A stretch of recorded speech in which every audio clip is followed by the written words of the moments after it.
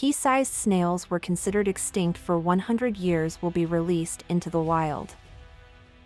A species of tiny snail has been brought back from the brink of extinction.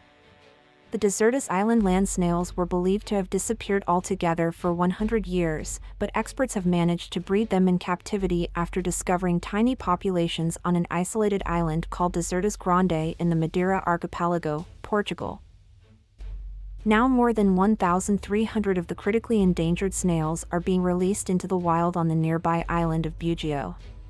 The rescue effort began when a team of conservationists discovered 2 species of the snail surviving on the rocky cliffs of Desertus Grande. Fewer than 200 individual snails were found in each population. They were believed to be the last of their kind, so the conservationists brought them to zoos in the UK and France as part of efforts to save the species.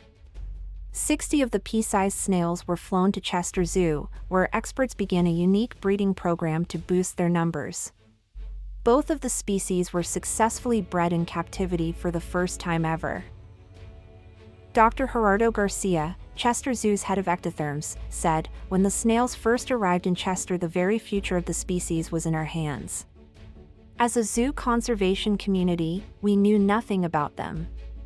They'd never been in human care before, and we try to figure out what makes them tick, how to care for them, how to create an environment in which they could flourish, and how to encourage them to breed."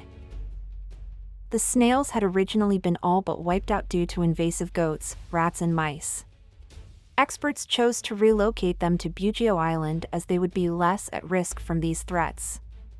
Each of the snails has been individually marked with a tiny amount of infrared paint so they can be carefully monitored.